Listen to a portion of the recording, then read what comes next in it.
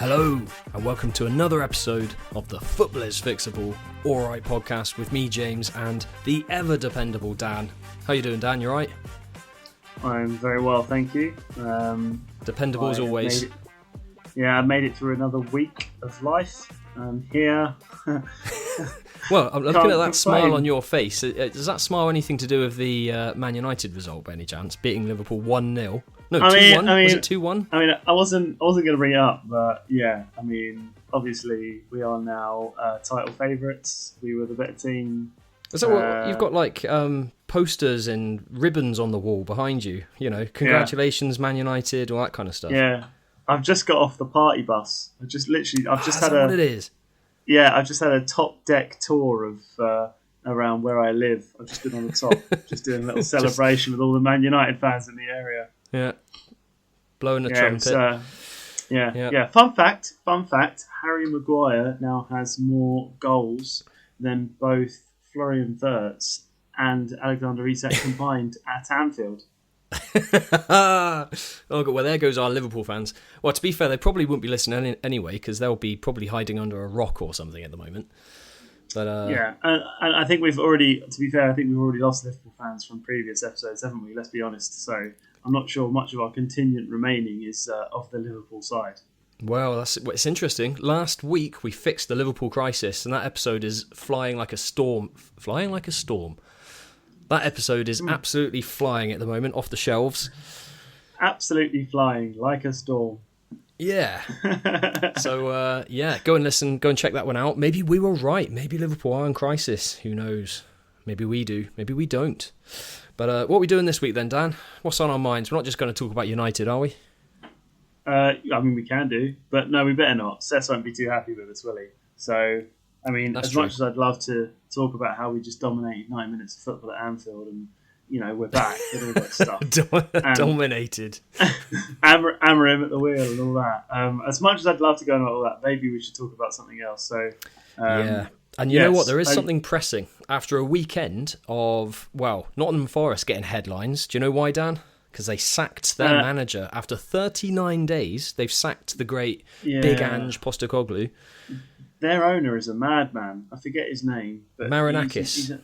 That's it. He's Marinuts. He's marinated in nuts. The thing is, he sacked Nuno because they had a falling out or something or other. Nuno got Nottingham Forest, recently from the Championship, by the way, that got them into Europe.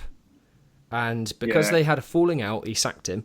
Hired Ange Postecoglou, completely different type of manager in terms of style of football and approach to the game.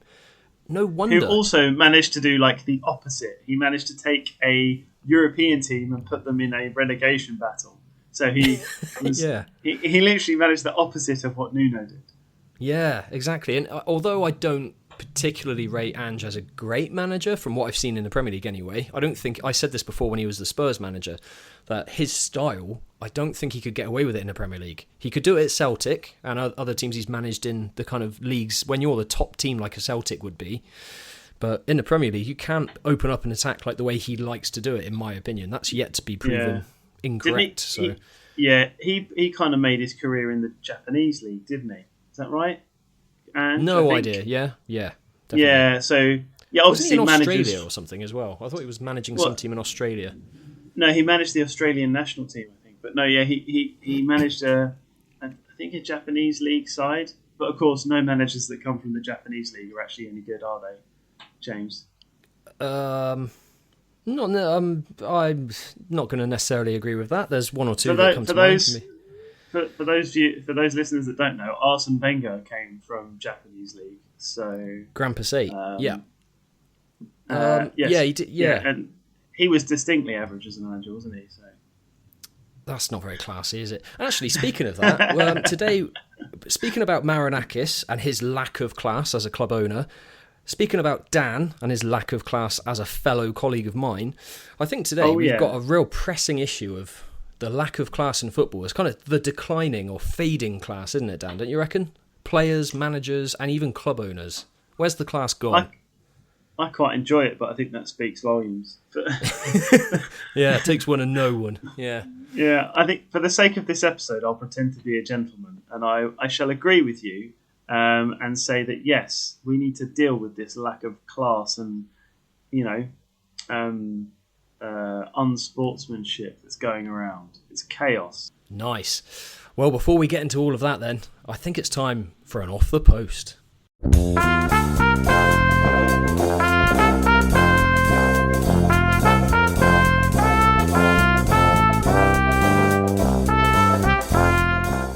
Right, well this week I've been watching a kind of podcast with Carragher and Never on it, but I've got a few sort of quite funny comments to bring up from fans listening to it. Who was the better player in the Premier League and all this kind of stuff, and Carragher's talking about Salah and various other things. This Liverpool fan says Suarez was better than Henry or Rooney. I don't know why I said or, but there you go. They're talking about best positions on the pitch, like who's the best player by position, and this one person said, on the right side, it's Salah's. No debate.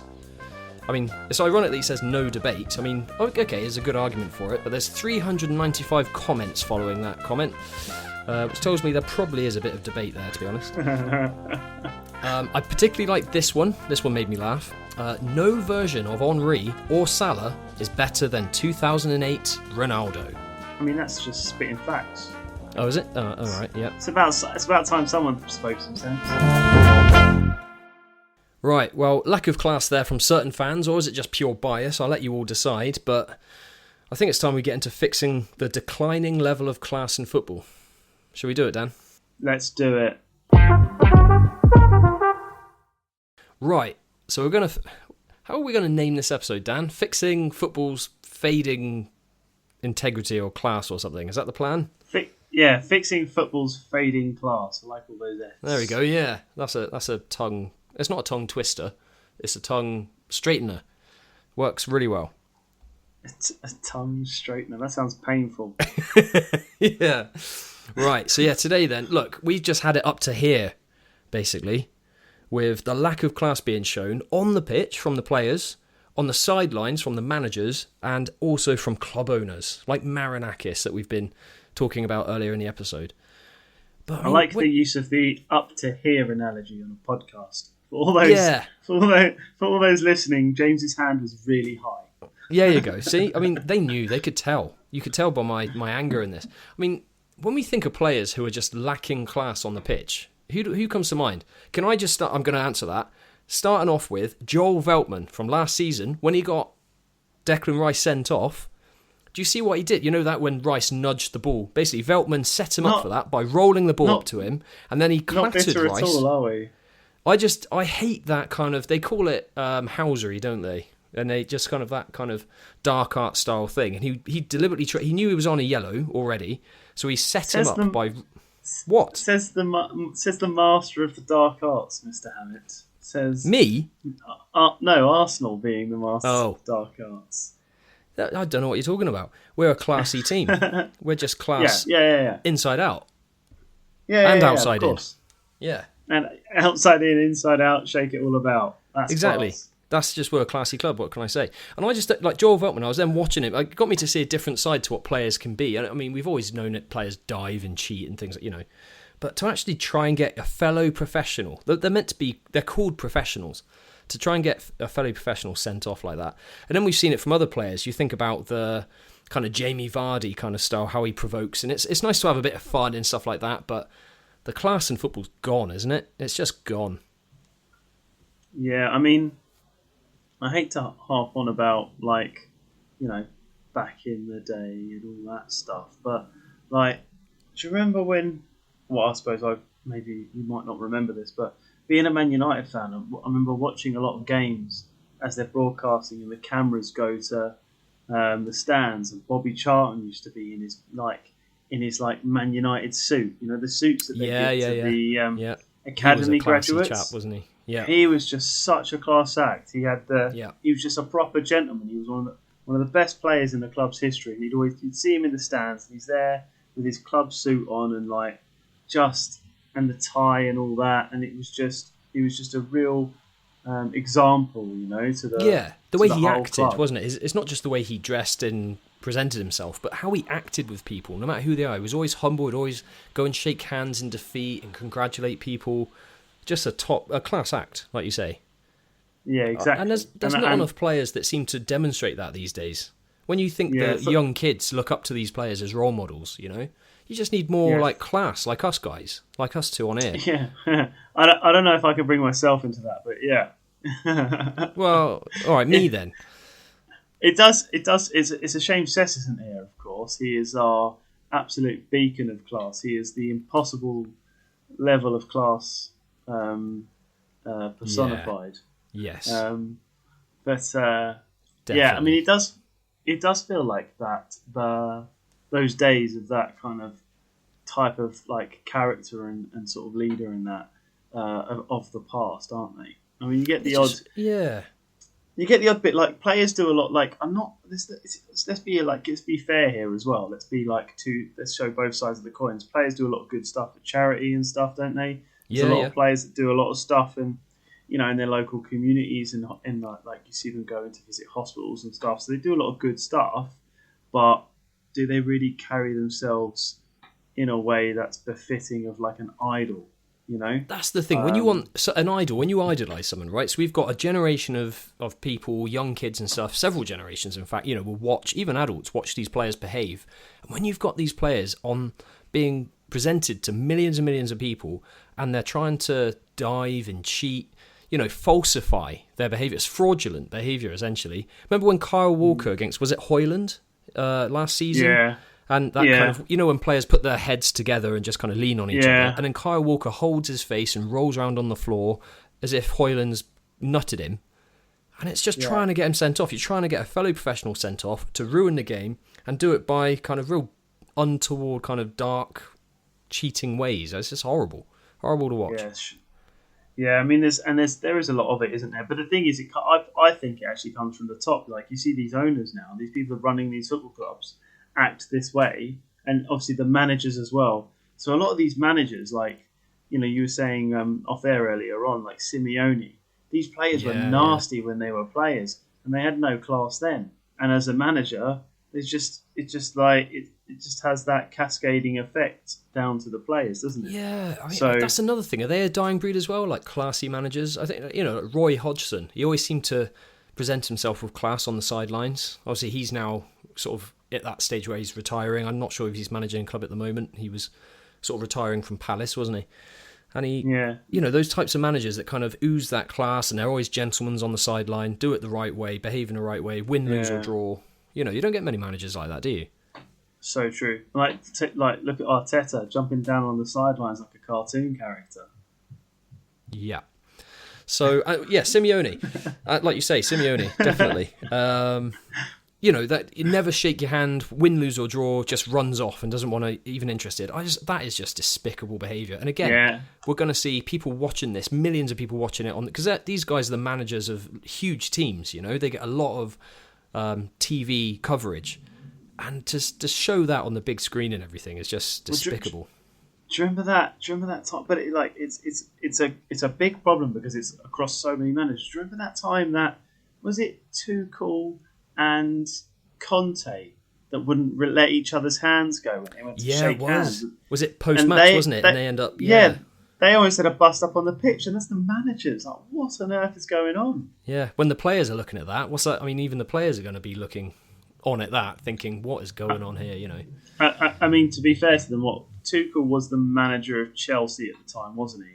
And obviously Conte's had his time at Chelsea. So to be fair to them, that they've both had the Chelsea virus, haven't they? They've both had the Chelsea influence, who I think you probably agree with me, are the key culprits of this classless behaviour. Oh, definitely. Yeah. I think everyone would agree with that. And also, Conte was at Spurs at the time, wasn't he? So he was, at a club that don't really have any class either. And, probably a bit of jealousy, kind of feeling like, I wish I could be more like the better North London side. I don't know. I think they're the more classy London side. What? I think Spurs have more class than Arsenal. Then are you serious? We literally had marble halls. I mean, if that's not class, tell me what is. No, maybe off the pitch, but not on it. Unbelievable. And then when we get to club owners, right? Club owners, we've got to mention, I know we mentioned Marinakis earlier, the way that he's treated several different managers now. I mean, who's he going to hire and fire next? This is crazy. West Ham. It is mad. Do you see what they did with Graham Potter just a few weeks ago, near the start of the season? Yeah, true. I'd almost forgotten about that. Yeah, they fed him to the wolves a bit. They made him do the press conference, before the game on the Friday or Thursday, Friday time, and he has to sit there answering all these difficult questions. West Ham are struggling at this point, and yes, as a manager, he's going to be responsible for some of that. But to make him sit there, and they're asking him questions about memes that he's being put into and various other things to really kind of rub in the salt into the wounds kind of thing. And then they sack him moments before the day of the game kind of thing, and they bring in a different manager. Do you know what that reminds me of? And I have to hold my hands up here. This reminds me of when Man United sacked Van Gaal after he won the FA Cup final. Oh, yeah. I mean, that doesn't surprise me. Literally, United, yeah. Like they fired him that day. It's like, bloody hell, the guy's just won a trophy. Why are you give him a week? Like, give it, it was a bad move. It was a bad move. It's just, not good. it seems like football is now more of a business, isn't it? Football is about business, money, and everything else rather than behaving in the right way. I mean, we could mention Marinakis again and how Forest as a club kind of got Crystal Palace out of, played their part anyway. Yeah. Do you remember that? Into Europe. Yeah. Snitches get stitches, guys. Yeah, snitching and stuff. Yeah, they kind of Palace, because of some of Palace's owners have this kind of multi-club. They own another club in the European competition. Palace weren't allowed eventually to be able to go in and play in that competition, and Forest were trying to push the case, saying no, look, they're multi-club, they're not allowed in, and so that Forest could get in there. And that's again led by Marinakis and stuff. He's going to send some hitmen onto me soon, if you know. I think the rate I'm going. I do think he will eventually be the club's demise as well, though. I do think that it does feel like they're going to get in trouble pretty quick because they're towing a fine line anyway. Do you remember they got the points deduction the year before? Yeah, because of all the spending. Again, not following rules. Yeah. I think Forest are pipping Chelsea now for showing a lack of class, aren't they? Oh. That's close, isn't it? That is close. Maybe in ownership, maybe. But then you look at how Chelsea treat players now. Oh my word, they're just like a conveyor belt of just people. It doesn't even seem to matter the talent or anything. They're just like, oh, okay, you're about the right age, and you will cost us about the right money. We'll buy you, and then we'll sell you in a year's time and make a profit on you. And it's like. Yeah. It's insane. There's wasn't there a player this summer or something that got signed and loaned out the next day or something? It's just absolute madness. But the thing is though, these people, they've only got themselves to blame. Like any manager, like why is Ange taking up that Forest job? Any manager that goes over to Nottingham Forest, they know what they're in for now. And so I don't really feel sorry for them if they get the sack. I'm like, look, if you're going there, you've got to prepare yourself to get sacked within a month. It's like Chelsea, isn't it? When Chelsea sign a manager, it's kind of like, well, you're taking that chance. You deserve what you get, really. Or when they sign players. Like, if a player's that's being approached by Chelsea genuinely believes they're actually going to get put in the first team, they're deluded. They're absolutely mental. But they need proper advice. The thing is, these young players, they see, the kind of star, the spotlight. I could go and sign for Chelsea, and they could see themselves as these stars. What they need is proper advice and guidance. But the agents, that's another thing. We haven't spoken about agents, by the way. Agents, the club, they're all thinking about what's going to be best financially a lot of the time. Don't get me wrong, there are good people, there are coaches and advisors in football. But I think to some of these players, they're not getting a lot of that advice. Yeah, that's true. But then again, that's also because, again, that whole... These players, they're only seen as a financial commodity rather than a footballer looking for a career. Yeah, exactly. They're an asset. The footballing side of things is less important now than it was. So it's not like they're taking these people on and they want to develop their career and they want to make sure they're good footballers and that's what will work for them in the long run. They don't care about that. It's just about... You're the right age. You're currently being paid. We could probably pay you this, and we make money on you in a couple of years. And it's a calculator. And the footballing side of it, and the humane side of it, the human element is just, it's going. It's diminishing, isn't it? It's fading away. Well, there we go. We've got Indeed. some big problems to fix today then. But before we get into that, I think it's time for a half-time head scratcher.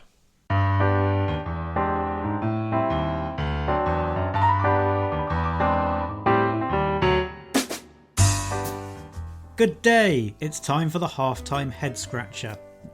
Today's you have to answer the following question. Which British club has spent the most consecutive years in the top flight? Answers coming shortly.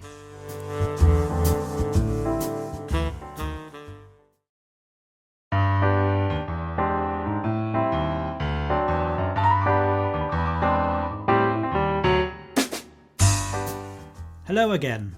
Before the break, I asked you which British club had spent the most consecutive number of years in the top flight. The answer? No, it isn't Arsenal. It's Glasgow Celtic. They've been in the top flight since 1877. Stick that up your dojo. Cheers, Coops, as always. Oh, he's on form yet again. Right, so to start us off with a fixing, we've got a new segment called Snog, Marry, Avoid.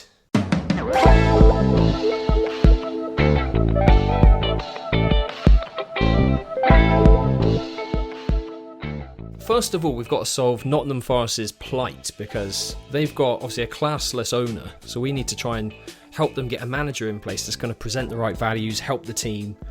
So we thought we'd play a game of Snog, Marry, Avoid with managers. Well, let me give you the list of the bookies' favourites, and then we'll choose the three that stand out as the ones to either snog, marry or avoid, right? The top favourites for the bookies right here, we've got Sean Dyche at 4-5. Yeah. We've got Marco Silva, the current Fulham manager, at 5-2. And Roberto Mancini at 5-1. We've also then got a couple of others a bit further down the odds list of Rafa Benitez, Luciano Spalletti. I ate some of that earlier actually.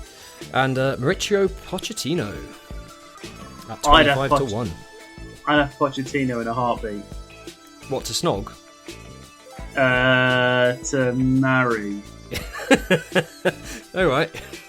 Something you've been wanting to tell us, Dan. Yeah, no. Well, I'm assuming marrying means giving him the job, right? Hiring him. Yeah. I'm marrying Pochettino all day long. Sean Dyche, okay, you'll be solid at the back, but you'd probably lose that counter-attack, wouldn't you? Yeah, true. Like Cessa said when he was the Everton manager. Sean Dyche, by the way, not Cess. Cess wasn't the Everton manager. But when Sean Dyche was there, he was kind of limited in attack. It was kind of more solid at the back, but so few creative opportunities for the forwards and things. I think for me, he's going to be one I'd avoid, Sean Dyche. I'm not sure. Or maybe he'd be a snog. Maybe he'd be a quick snog, but then realistically... So you'd interview him. Yeah. And then... I don't know. I don't want to take a manager away from Fulham. I really like Marco Silva. I think he's a really good manager. Why would you? That one doesn't make sense to me. I'd avoid that one, only because it doesn't make sense. And then we've got Mancini. I mean, he's stylish. He'd be worth a snog, wouldn't he? It might be a good fit, maybe. I don't know. I'd have Mancini as a snog. I'd have him. Yeah, as close to like. I think Pochettino, Mancini, and Sean Dyche are the closest contenders. Let's say snog Sean Dyche, snog Mancini. That does not sound enjoyable at all. Yeah. And then I'd marry Pochettino and get the big house. Yeah, I'd probably go along with that. Yeah, that's true. Because Pochettino, you reckon he'd be a nice partner as well, wouldn't he? Very respectful man. He has class. He's a real classy chap, actually. And for someone who's ex-Tottenham, that takes a lot for me to say that. There's our snog, marry and avoid for this week. To see where that segment goes in future.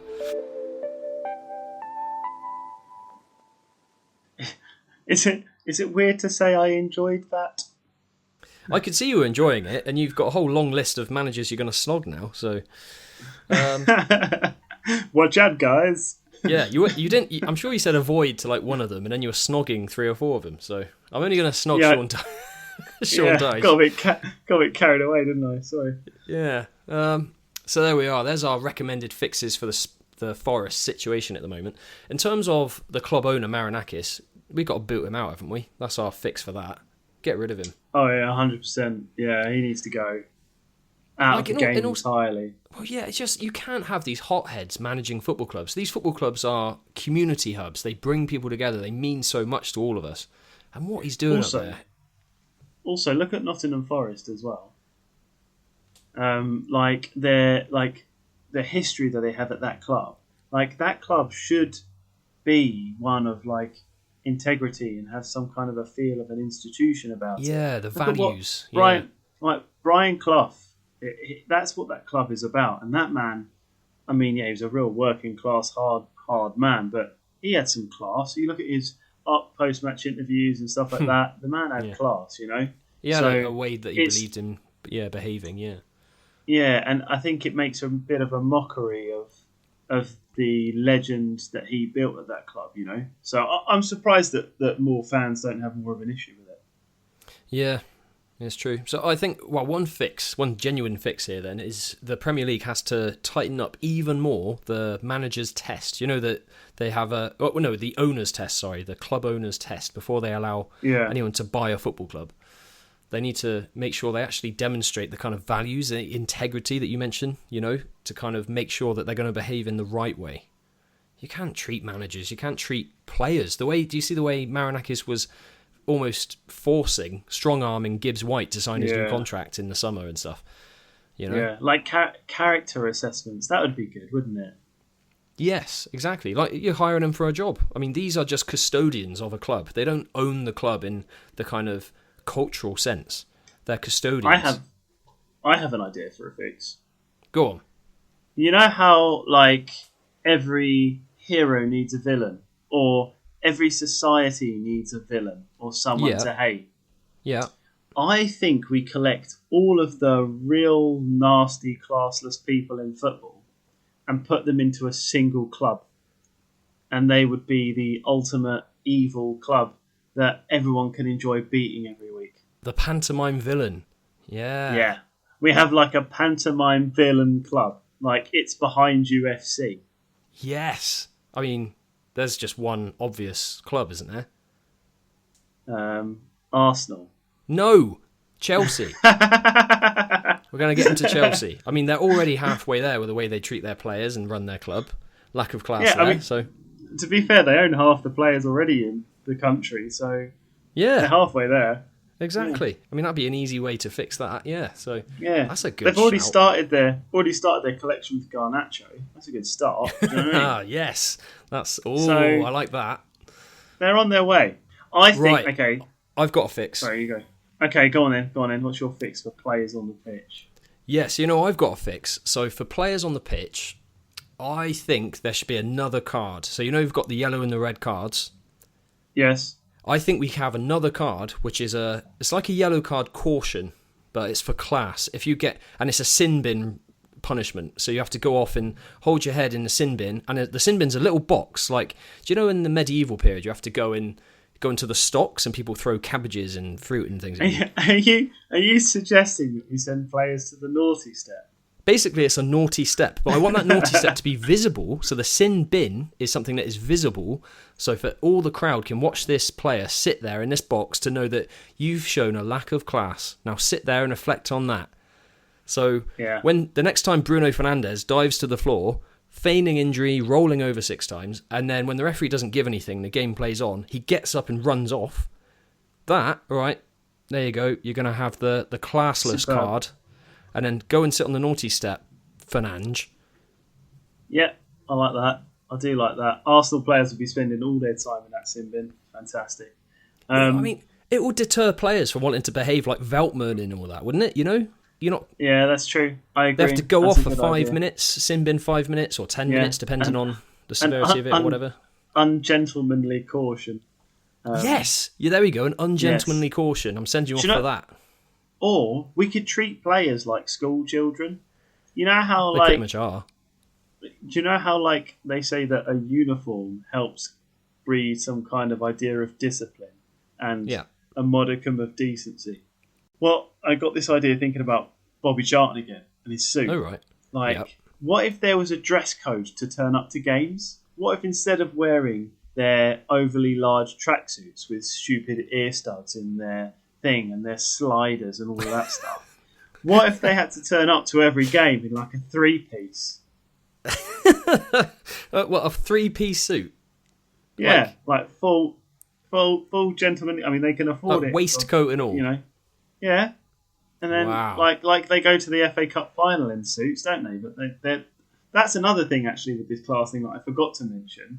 The suits are getting worse and worse. They're getting like more and more casual. Soon they'll just be wearing sleeping bags. Like they're not like proper nice suits anymore. Yeah. You know? It kind of is a sleeping bag kind of fabric, isn't it? Some of these coats and things they wear. Yeah. We are sounding so old, by the way. Right now. we are, aren't we? We Jeez, are. We are. But I'm actually really enjoying it. So. And my final fix is going to be, if you accumulate 3 of these ungentlemanly conduct cards, whether you're a player or a manager, you have to go to a course, like a speed awareness course. Like a speed awareness course. Yeah. Fantastic. And you have to go, it's like community service. You have to go and greet people and do role plays and act and be shown how to behave like an actual grown-up and to behave like a classy gentleman or lady, if it's in the women's game, and behave in that way, the classy way. Yeah. I love it. That's a fantastic idea. Yeah. A speed awareness course. A gentleman's awareness course. A gentleman's awareness course. There you go. Integrity awareness course. There you go. Yes, integrity awareness, class awareness course. I love it. There we go. We'll sort the branding out later, but the concept is there. Are you listening, FA? Yeah. There we go. Another one solved, and without Cess this week as well. I mean, he would have held us back, so talking about lack of class. So let's get on to the fantasy football chat, shall we? And it is exciting. Here is John's Juicy Tips. Juicy. Show us them classy tips, Jim. John's Juicy Tips. Alright, there's been some serious mud being thrown at me by the leaders of this pod. No James, no Cess, I will not be replaced. Now, fix your own mid-table teams and listen to these tips. In defence is the German Jaffa Cake Malik Fior for Newcastle. The Toon Army have the second best defence in the league, and they have a good extended run of fixtures. And Malik has got DEFCON points in half of his appearances so far this season. In midfield, it's quite a rogue pick, but could have a big upside. It's Esteval for Chelsea. If you've watched this guy play, he has some serious skills to pay the bills, and should be the guy to fill in for Cole Palmer with goals and assists. He scored 2 goals for Brazil in the international break, and his points could explode at any moment. And up front, this guy is very, very old. He's the same age as me. It's Danny Welbeck for Brighton. He's got 4 goals in 3 games and doesn't play any of last year's top 4 until Christmas time, so should bag some more. Juicy. We've had messages from John this week saying he hopes that the whole pod is going to give him the respect he deserves now that he's back up to, where is he, top 8 or whatever it is. He's had a good week, hasn't he? He has had a good week. The cream always comes out on top, doesn't it? It's a bit stale though, isn't it? But okay. No, I maybe well, also not. Maybe not the metaphor to use when talking about John's tips as well. Yeah, I don't know. We're going to be sanctioned in a minute, but he used his bench boost and he's got himself back up to the top 8. I think he was when I checked yesterday. Have we had a shift around? Let's have a look. We're still getting the points allocated from the end of the match week, so we'll see how it all changes. I've moved down again. But at the moment, we've still got Tom at the top with another good week so far with 71 points, but we've still got the Monday games to go. And John is up now into the top 6. So very impressive work from our guru. Maybe he is back. And Tom, by the way, so John sent this through to us the other day. Our top player, Tom, ranks at the top of our FPL league. He's 6,188th place in all of FPL across the whole game, across the globe. So bear in mind that's out of over 12 million teams. Our leader at the top of our league is looking strong at the moment. So can you top him? So if you feel you have the confidence to take on Tom and our guru at the top of our league, bear in mind your points will transfer across if you join the league late, so you won't miss out on anything there. You can show us what your true ball knowledge is all about, and you'll get a shout out at the top of every game week at the end of the weekend if you are top. So join us with the entry code SD4GZV and see if you have what it takes. Right, there we are. What a classy episode, Dan. I mean, restoring class in football. I think we kept our integrity intact. I think we showed a level of decency that was befitting of idols, which of course we have become. Absolutely. Yes. You know, we're trying. The worry of this fading class. I mean, we're stopping that. We're putting a halt to it straight away. I think we're probably fixing this just about as well as we fixed Liverpool's crisis. Absolutely. And look at where they are now. If only they listened to us. Hopefully you enjoyed the episode. If you are Marinakis, then please do sod off. And the rest of you have a great week. It's goodbye from me. And it's goodbye from me.